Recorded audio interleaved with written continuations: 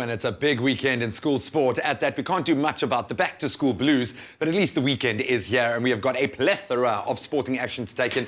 Brandon Yates joins us, looking very official. He has got his clipboard, which means it's time to get down to business. We're now into the business, and finally, we've been waiting for our sports to really reactivate. Last weekend was great.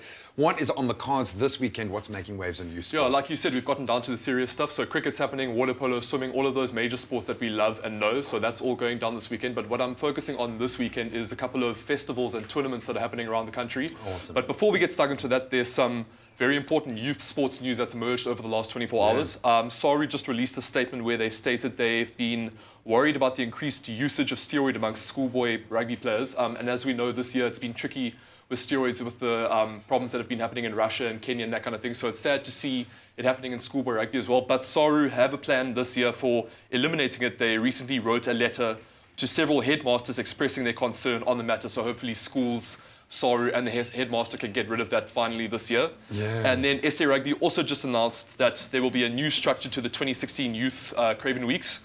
The tournament, the under-16 tournament will be hosted in Paarl this year, and then the under-18 in Durban. So plenty of awesome youth rugby to watch around. Yeah. Well, hopefully just addressing the steroids in young sport. I hope that they don't turn against these young players, rather bring them into the fold. No banning. Please, we want strict measures, yes, but make sure that we don't lose these young rugby players. And keep them relaxed and focused on the rugby, you know, because they get so stressed about getting those professional contracts that they forget about the sport that they know and love. So we need to keep that focus on the love of the game. That's the most important thing, especially with the youth. All right, so what is your focus on this weekend? This weekend, like I said, a couple of big tournaments happening around the country, starting off with the Western Province Aquatics Junior Gala, and that's happening on Saturday at 9 a.m, and that's happening all over Cape Town, so that should be great to watch. Some swimming action happening all around the Western Cape. And then moving into Gauteng, there's the 2016 St. Mary's Under-16 and Under-19 Rowing Regatta. That is on Saturday at 8 a.m. at the Ellen Francis Rowing Course at Roodeplaat Dam.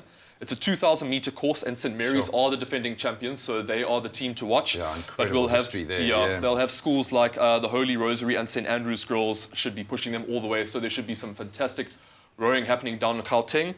And then moving back to Cape Town once again, we have the annual Cape Town's Cricket Club School Sixes tournament, and that's happening between Wynberg, Sax, Fishhook, Bergfleet, Westerford and Rondebosch on Sunday at 10 a.m. to 6 p.m. So plenty of sport happening this weekend once again. And some explosive cricket to take in there as well. So I know you love to watch the stars in the ascendants. Anyone that we should keep an eye out for? I think I'm going to focus on the swimming because obviously that's an individual sport mostly. So there are two individuals that I'm looking out for this weekend. There is Kihan Raymond, who won the men's under-16 100-metre breaststroke at their last meeting. So he's a talented young swimmer, as you can see, training hard there in the pool. And then we've also got Sinovuyo Mbundwini, who won the women's 16 and over 100-metre freestyle and breaststroke. And she also claimed gold in the 50-metre breaststroke at their last meeting. So plenty of individual swimmers to watch this weekend as well. Names to remember. Brandon, thank you so much. Enjoy the weekend. Thanks for having me. You too. And you at home, go out there and support your school teams. We need to give these young stars the support they need now to make sure they convert to become the top athletes that we need in SA. Let's see what's coming up next on your Feel Good Breakfast Show.